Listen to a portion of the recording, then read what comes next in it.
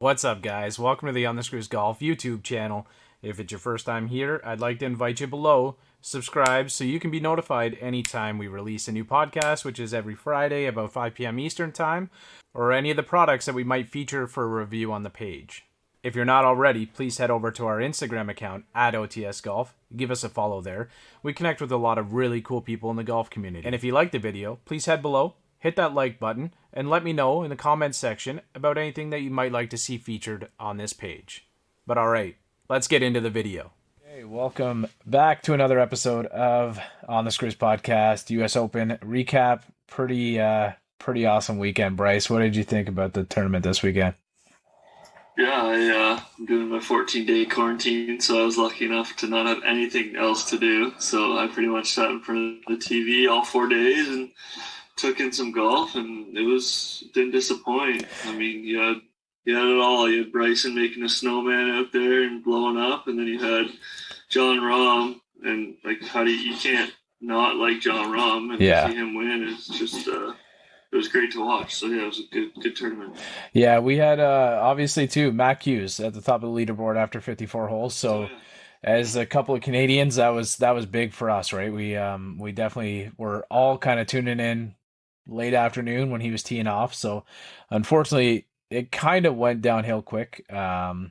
He had like the ball on number 11 get stuck in the tree. So either way, the wheels had Wild. the wheels had sort of fallen off by that point, but unfortunately, he wasn't there at the end, but his partner, Louis Oosthuizen was. So I know you wanted to talk about Louis Oosthuizen a little bit.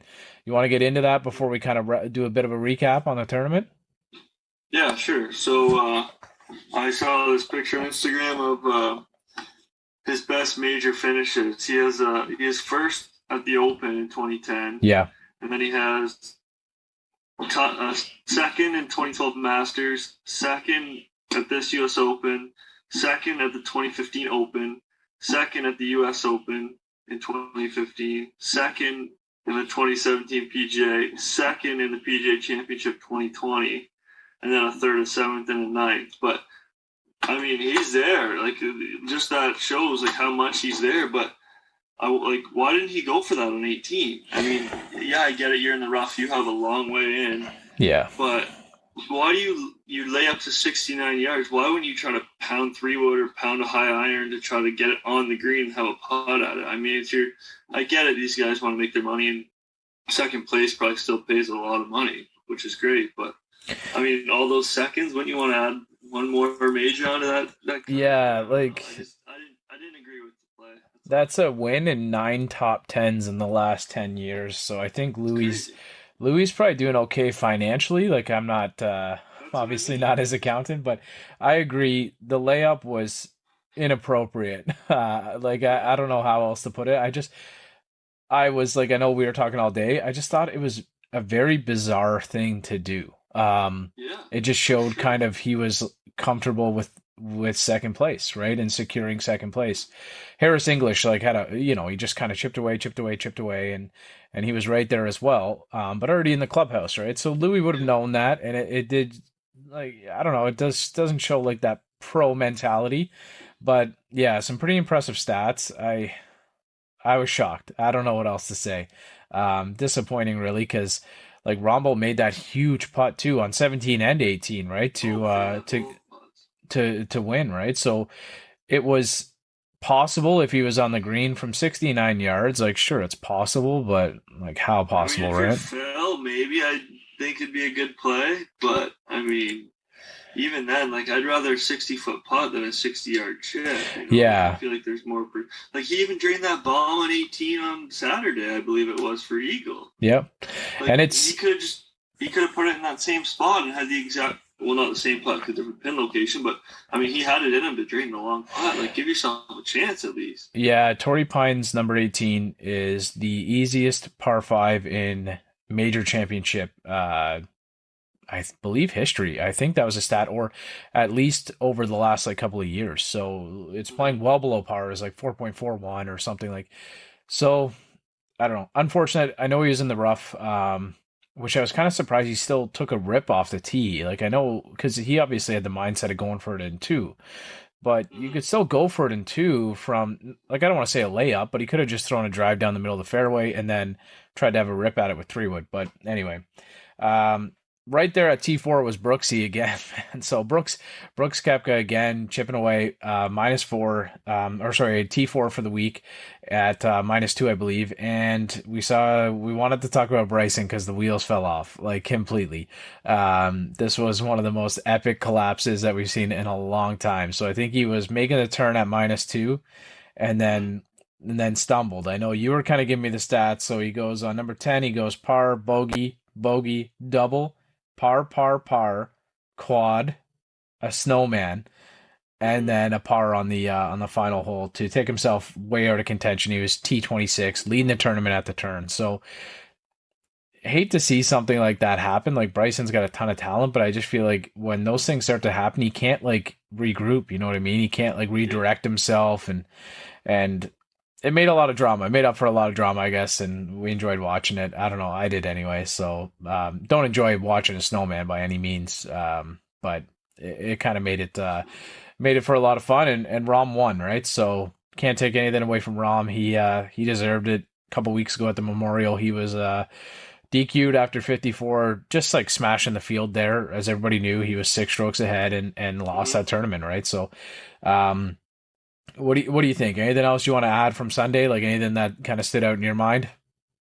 No, just I mean those putts on 17 and 18. I mean, it was just writing itself up for a perfect story, and it happened for him. So I Well, mean, it was awesome to see Phil go down with his wife and his kid on the driving range while yeah. Ron was kind of keeping warm there. It was a cool moment. And then what I kind of liked was before I was watching after Rom finished, and I was like, "Why isn't Rom going to the range to stay warm? Like, what's he doing?" And they panned to him, and he's just pacing back and Yeah. forth in the clubhouse. And I was like, "This guy is losing his mind right now." Yeah, he was Because he just had no doing control over what happened, right? So he's just, I yeah. could tell he was in mental warfare with himself, which was kind of Yeah, he was a just kind funny of like thing to see. streaking up and down like around the clubhouse, walking like with he really had nowhere to go. He was just kind of ripping around. So, um Rom's never really gotten the credit that he deserves as a putter. So I know he's changed his putter. Like last year he was playing Yeah. the Spider. And now he's playing the two ball. I think he's playing the Odyssey two ball. So, No, um he actually just changed. He was playing the number 10 two ball for like early season, yeah. and he just went to the old school Odyssey Rosy putter. So Okay. it's like a half moon shaped putter with and it's like the old school Odyssey white face with like nothing. It's just like a smooth white face Yeah. insert on it. So he went to that, and I believe he went a cup, maybe an inch longer, because I mean that putter looked a lot bigger than what he's used to. So I think Yeah. he went an inch longer. But yeah, it was a complete new putter for him. But he was putting really well with it. So Well, I played the Odyssey number 9. It's like it's similar to the Delmar that I play now, and it has mm-hmm. the original. I don't want to say original, but it has the smooth white insert. It's like Yeah. a firmer insert, and mine is like completely dead. Obviously, he's getting it changed out whenever he wants, but mine is Mm-hmm. that's why I've kind of switched away from that putter now. But I absolutely love that thing. So good for John Rahm. I don't think he gets the credit as a putter that he deserves. Like remember last year it was the FedEx Cup, and the weekend before he nailed that huge birdie putt on DJ from like Mm-hmm. 70 feet. I can't remember the tournaments now, but just great to see Rom win. That's pretty amazing. So he was obviously pretty excited. So that caps off the first win. I picked a winner for once. It's There you go. like I don't want to say Rom was like a shock at all, but I it was nice to finally pick a winner. So I went with my picks. I had Rom, Reed, and Jason Kokrak. Missed the cut at minus or +9. I know Jason Kokrak. You and I were talking about him on Friday. Like he was there. Like I don't know what happened to him in the last few holes, but I Yeah, fin I'm not sure. I finished up at +5, and you had Xander Schauffele, Jordan Spieth, and Mark Leishman. So Leishman was the only one. He finished up +12, so he kind of set your score a little bit high. But Mm-hmm. Spieth was right there again, and of course Xander So is Schauffele. my.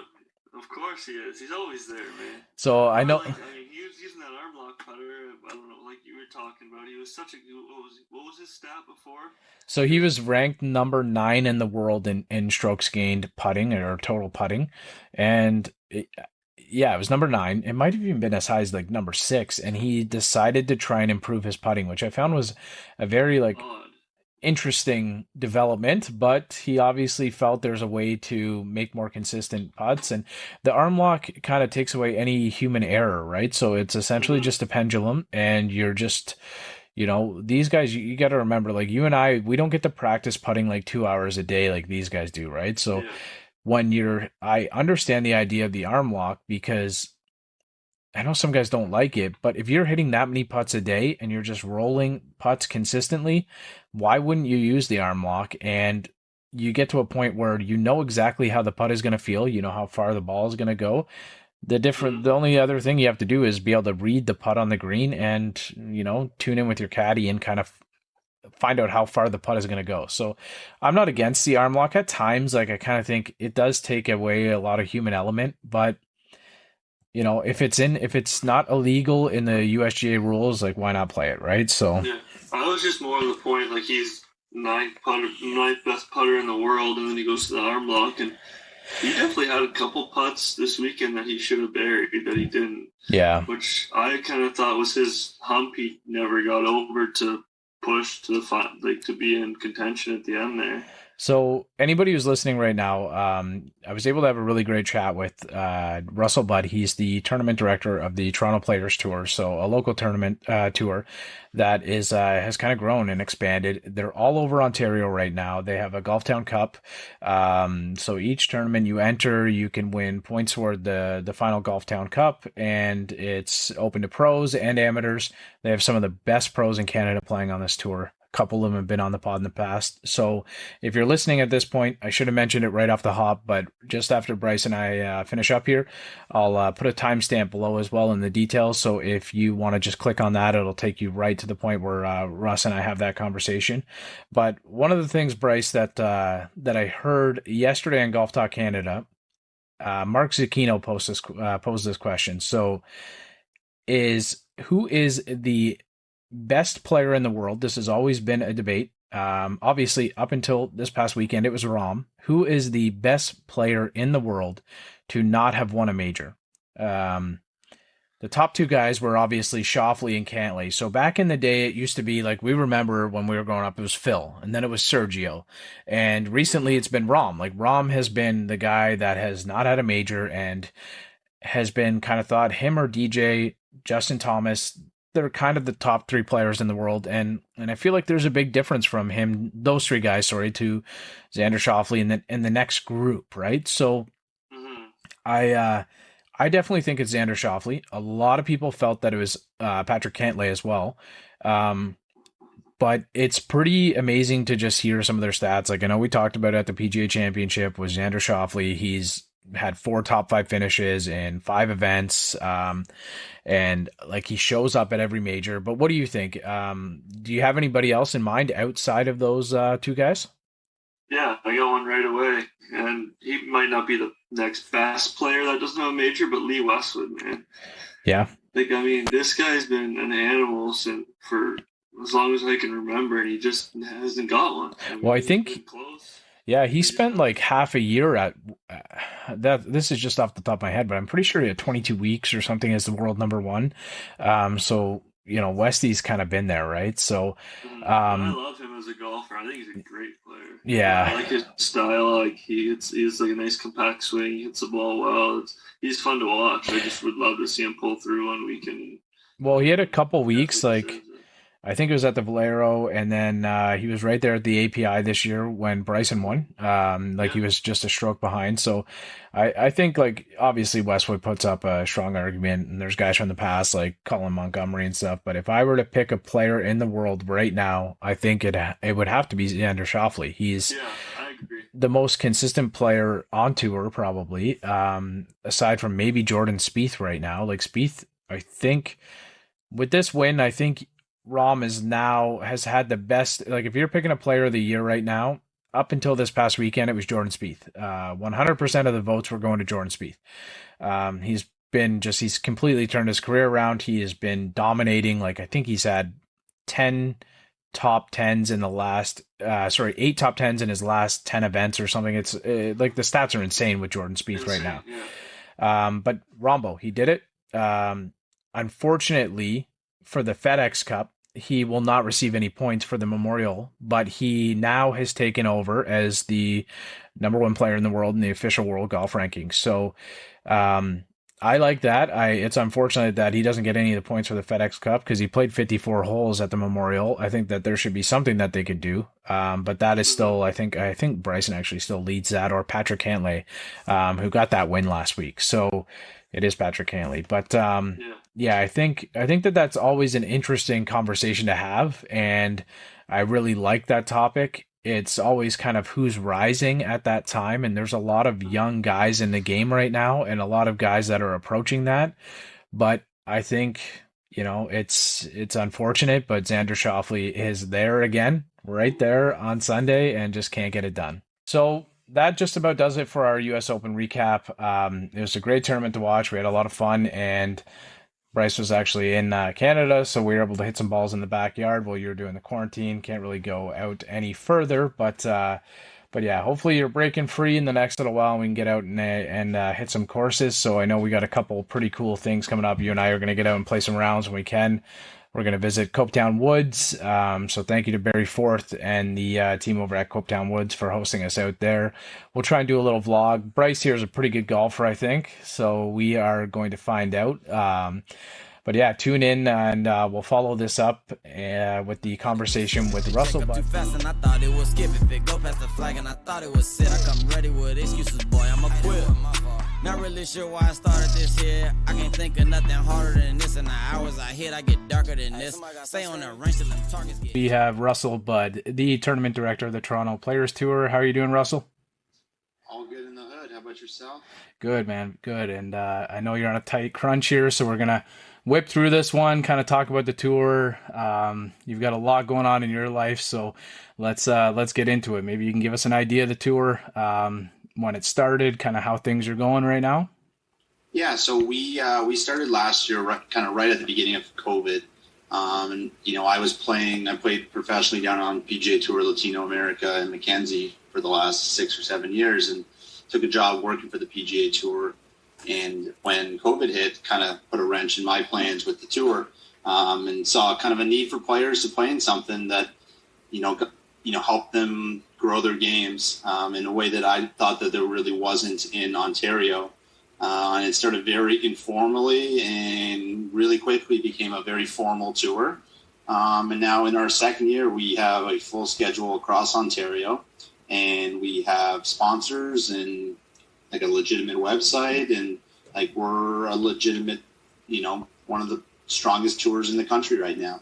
And just I think it's essentially a year and 5 days today. It's been a thing. So it's been a wild ride. Yeah, that's incredible, man. I've been kind of following since I first saw it up, and then you were pretty involved in the off season too with the power rankings, which is great. And it sounds like your power rankings were bang on with the 1-2. So we can kind of get into that a little bit later, but, so it's about a year old now. Can you highlight a couple of the schedules that you have on the event this year? So we started off the year in Belleville at Trillium Woods, and then we followed up with Port Hope Golf Club. Great redesign along Lake Ontario. And then last week we had the Sobeys Championship, which is hosted at Corey Golf Club just outside Peterborough, which was a fantastic event. We had 60 plus players, really, really good field. And then coming up this week, we have the Saugeen Pro-Am sponsored by Three Sheets Brewing, which is a great golf course too. They won our 2020 Coast Club of the Year. It's a great golf course, 27 holes. And then we go everywhere after that. We go up to Ottawa at Equinel Golf Club. We go up to Midland to Brookley. We go to Muskoka to Perry Sound Golf Club. That event's also sponsored by Full Swing Golf, Full Wedge Golf, I mean. And, we go up to Sudbury to Timberwolf. We go to, Smuggler's Glen. We go to Wind Dance. Like, we go everywhere. Cobble Beach to end the year. We're kind of all over Ontario. And a lot of that was because we had a lot of demand last year from people from all over the province, and we'd love to play. And, I kind of, developed this tour into, like a mini Mackenzie tour. Like, how do we get our players, prepared for Mackenzie tour? And a lot of it is, when I set up Mackenzie Tour events, are the exact same way I set up these events. And, travel and, staying in hotels and getting into a routine are definitely part of succeeding at the next level. Yeah, I've liked too. One of the things you've started doing lately is kind of like the Instagram live feature for the last couple of holes, and like for myself, and I'm on there, and there's dozens of people on there watching, right? So it's a cool feature to kind of see it live. You don't, a lot of Mackenzie Tour, even a lot of those events, you don't get to see them like you would on social media, which is really cool. So I appreciate that. That is definitely something that a couple of people mentioned to me that they really liked. And I was out at Port Hope the other day. I think I'm gonna finish off the year there, so I was putting in the fog there. It was pretty amazing. But I've played the course last year, and it is looking pretty nice. So, and it played tough for you guys too. It played really tough. I think it was. Yeah, the greens were fast. Yeah, we got firm the first day. It was survival mode out there. It was not easy. So you had mentioned that you played a little bit on the PGA, the Latin America Tour, Canadian Tour. Are you still playing now? Nothing that I do on the golf course looks at all like playing. It's more like struggling. I think I've played 3 or 4 times this year. So I've devoted my time and my efforts to helping young male and female professionals and amateurs kind of reach their potentials. So this year, like I've got my handicap pretty low this year now, and I saw that it's not just open to pros. Like a couple of the guys I've had on in the past on the podcast, like Jake McNulty, Mac Boucher, and they come out to some of the events they play, and like those guys would dust me, right? But it's comfortable for. I see like there's a lot of guys who would shoot some of the scores that I would out there too. For sure, and that's our whole thing is that and this is our greatest not battle but struggle is. I resonate a lot with, some of the top players just because they know me from playing. I played with them. It's how do we reach out to more amateurs and club players and stuff like that to come play in our events? Because, it works 2 ways. It works great for the pros because it just more people means more money in the purse for the pros. And for the amateurs, they get a great experience out of it, right? Right. They could spend $500 to go get lessons and learn the same stuff over and over again and never really make an impact on their game. Or for $450 they can come out and play 36 holes with 6 or 8 professionals and get a heck of an experience out of it. And that's kind of our biggest goal is how do we make that amateur come out and feel really comfortable and part of something. And this year we offered free membership to everyone, and that was kind of a big step for us because we just thought that if you make people feel like a part of something in the community, then excuse me, they'll be more inclined to play events. And we have a really good track record that once we get guys that come out to play in one event, they come and play 2, 3, 4, right? It's just how do you get them to come out to play one?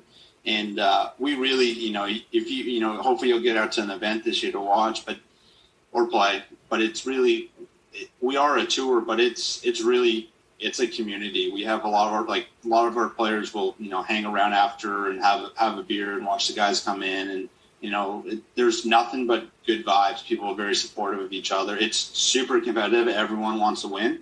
But at the end of the day, it's not your typical tour, which is you play a round of golf, you slam your trunk, you go home. It's guys hanging around, spending time with each other and really building relationships out there. Well, and that's kind of part of the podcast too. That's how I started up was, just trying to connect with as many people in the golf community and, kind of what you're doing. You've got guys like, I wrote down a couple, but Brendan Leonard, like I saw him all over the leaderboards the last couple of weekends. Phenomenal player. And you've got guys kind of like me. I might shoot a 75 one day. I might shoot an 85 the next day, right? So it's kind of, it seems like it's a comfortable tour in Ontario that maybe we were sort of lacking, like you said. So it's definitely something I'm going to have to come check out. But maybe we can talk about so it's the Golf Town, the points, like the standings, I guess. You guys have like a... Golf Town Cup. Yeah, Golf Town Cup. So maybe you can explain how that works. It obviously would benefit to play in multiple events, but maybe you can kind of give us an idea of that, how that came about, because obviously getting connected with Golf Town is pretty amazing. For sure. Yeah, no, that was that was a huge step in the right direction for us. So we linked on to Golf Town we kind of started talking in the springtime. We have a lot of very similar, beliefs in kind of where this tour can go and, what it's capable of. And really, it's an initiative from Golf Town to, really help reward our top players. It's like, a comparable thing would be the FedEx Cup on the PGA Tour. So essentially, we're looking to give our top 5 players at the end of the season a cash bonus for their good play, with the first place winner getting a $6,000 cash bonus, along with 2022 PGA Tour Canada Q School paid for, along with the Golf Town sponsorship. So it's a huge, over $10,000, $11,000, $12,000 worth of value for the winner as a bonus to the season. Golf Town, it's great for those top 5 players, but when we're done with this Golf Town Cup at the end of the year, it gives our players the platform across the country to really showcase themselves. So I want people to know who the Mike Gonkos of the world are, who the Austin Ryans are, Keaton Jones. I want Chris Wilsons. I want my tour to be a vessel to get them to where they want to be, and whether that's improving their play or showcasing their name across the country and helping them get some sponsorships and some support. Golf Town's scope across the country and the name and Score Golf, which they're associated with, that's just that's next level there. And they've been great to deal with. And I think it's a really good marriage with regards to they're open to trying new things. I'm open to trying new things, and I really think that it's going to really benefit our players more than anything I've seen in the mini tours across the country. So it's the Toronto Players Tour. I was just thinking about this now. It's the Toronto Players Tour, but it sounds like it's kind of more of like a. We're nowhere in Toronto. Yeah, it's almost. Nowhere in Toronto anymore. Yeah, it's like a provincial level tour, trying to bridge the gap with the rest of the Canadian or North American tours that are competitive as well, right? So that sounds amazing. Maybe we can talk. I won't put you on the spot because I wrote down a couple things and kind of checked out some of the leaderboards and stuff right now. So I mentioned Brendan Leonard. He's leading right now. So I think he's played in. There's been 3 events right now. 3 events. Yeah. So I know he's had 3 events in like 9 or 10 days. It's been a yeah. We had a really good schedule originally with kind of a blend of 3 events every month: May, June, July, August, September, October, and then Doug Ford didn't really let us do that. So we kind of had to regroup really quickly. Kind of got pretty bunched up June, but for me, I think it's what these guys need, because there's a lot of options for them to play in this summer, with the Mackenzie Tour operating in the country and being open to Canadians.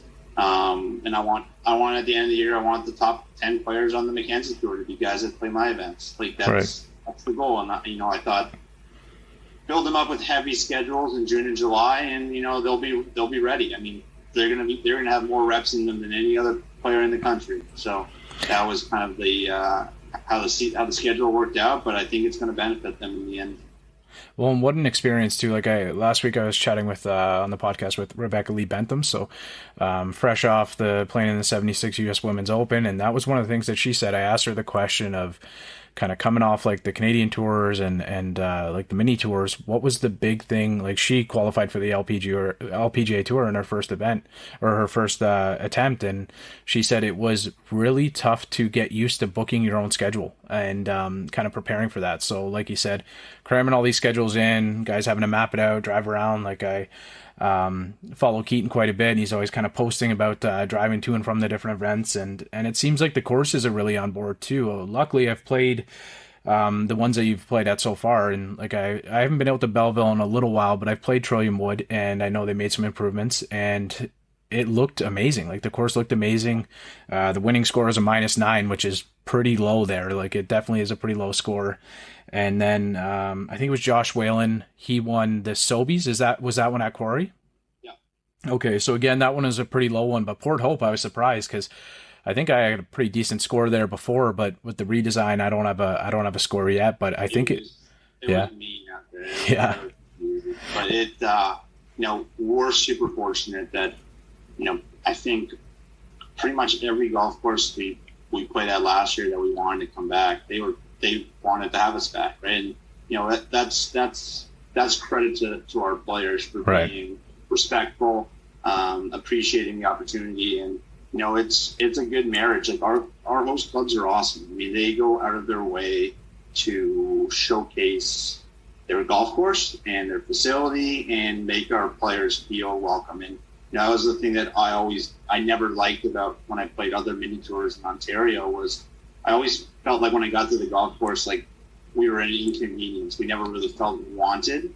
And these guys are awesome players. They work their butts off. Like, they should go to a golf course and they should feel wanted. They should feel special. And a lot of that has to do with the relationship between a tour and a golf course, and having a common goal. And if they want you to be there, they're going to showcase their facility. And we're really fortunate that every facility that we host at go out of their way to really make us feel wanted. Well, and I like how you guys have been able to, with myself, like fans of the tour, being able to help pick the pin locations and whatnot, right? So we're always picking the one that is like the most brutal position, of course, right, when we look at it. But that's pretty cool that the courses have been able to allow you to have some of that input, which is great. Hats off to you guys and your communication. That's pretty amazing. So I always say this to people that just because something worked one way for the last 10 years, 15 years, doesn't mean that it's the only way. It doesn't mean it's right. So right. If you're complacent with how things have been for the last 10 years, then that's fine. But things have changed, times have changed. I'll be the first one to admit that, like, we're going to make mistakes and we're going to strike out with some ideas, but we're never going to be able to grow and get better and really give these, men and women what they want unless we take chances and try different things. And that was one thing that I thought was kind of a cool way to engage, our followers. And like I said, at the end of the day, it's building a community and really showcasing these athletes. And if that's because they're tuning in to help them take local locations, and all of a sudden they feel more of a part of the tour, and maybe that'll get them out to an event, or that'll get them watching the results a little bit, whatever it is. Like that's the easiest thing for me to do, right? It's how can I go out and really get our person as high as possible for these players, B, get them the best facilities, and then C, how do I use social media to really showcase these awesome men and women. And we've had, our biggest thing, this is something I'm extremely proud of, is we've had a ton of success with our amateurs that have played great golf, juniors and, collegiate amateurs. And, we get tons of messages from college coaches in Canada and the US saying, what's the deal about this kid? What's the deal about this kid? Like, that's awesome. Why? Because, it's what an experience it is for a 16 or 17-year-old junior who, aspires to play collegiate golf. Come out and play with the pros and, really learn. Yeah. See how good you are. See where you got to get to. If you aspire to be a professional golfer, see kind of who you're going to be playing with. Can you beat them? Can you hang with them? Yeah. Well, and like you said, how they conduct themselves too on the course, right? Because obviously that's kind of been, We had, Yuki Liu last year, who, played with Mark Hoffman, and, he walked off the golf course and Mark said, this kid is really good. And obviously Mark's brother is the assistant coach at University of Michigan, and Yuki's going to University of Michigan. Like, talk about an awesome story. The guy, I didn't know Yuki from a hole in the wall, and played pretty much a full season on our tour. Really, his game really got to the next level, and he's on the right path. That kid is going to be a Big Ten All-American. He's got a ton of talent. He comes from a great family, and I really look forward to kind of following his path and make myself feel special, like I had anything to do with it. Of course, man. It really is. It's super rewarding when you see stories like that happen. Well, what an experience, right? And do you have anybody on the tour that you can highlight? Like, I don't want to put you on the spot. I know these are all great players, but anybody that you can highlight to kind of watch out for this year? Obviously, Brendan Leonard had a great year last year on our tour, and he won a couple times. He's already won this year, and has a couple top 5 finishes. But Josh Whalen played some great golf down the stretch last week. And, I know Josh is a player that really had a great amateur success, and didn't hasn't had as much success at the beginning of his professional career, but he's played great golf this year. Had a chance at our first event and just missed out, and then closed the deal last week at the Sobeys Open at the RORY, and that was his first professional win. And he's got so much talent, and a guy like that sometimes just needs to get through that first hurdle to get his first win.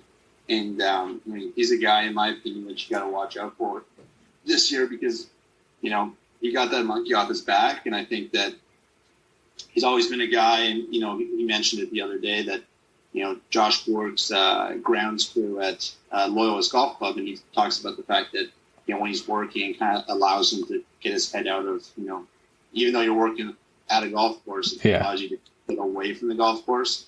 And I think he's in a really good mindset right now, and I think that he's been in the past hard on himself and put a lot of pressure on himself, and I think the fact that he's been able to get a win early on in the year already, I think it's going to really help him develop his game.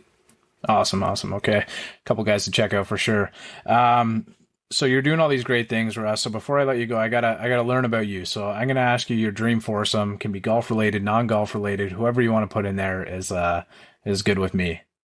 Let's go with Jerry Seinfeld, Steve Carell, and let's go with Josh Allen. I'm a big Bills guy, so Josh Allen gets me going right now. So that would have been Carlo Koliakovo was on the podcast a couple weeks ago, so that was one of his for sure.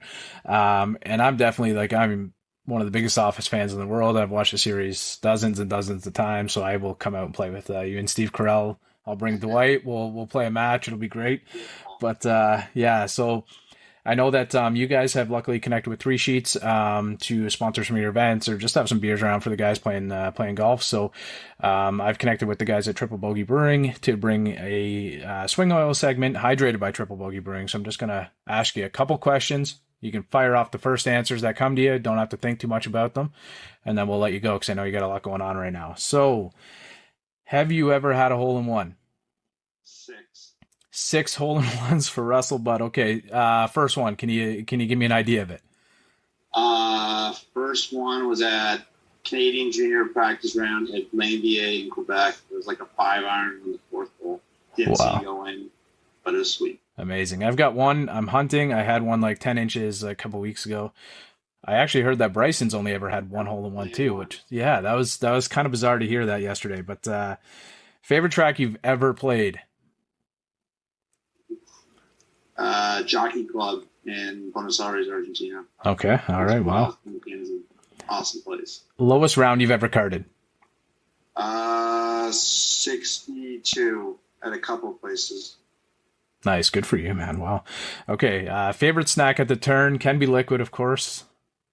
Ooh, spicy Caesar. Okay. All right. Most beers consumed in 18 holes?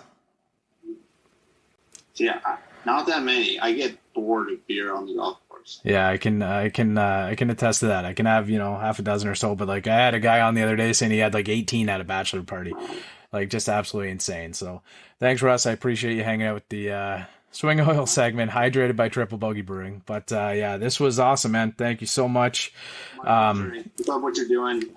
It's fantastic. Guys really enjoy it. And it's kind of what podcasts and talking with different athletes and different people in the golf community is really helping develop and grow golf in Toronto, Ontario, and Canada. I miss a fairway, I probably end up in the ocean or maybe the beach, and I'm on a par 5 and I'm finna go reach it. Second was blind, I ain't see it.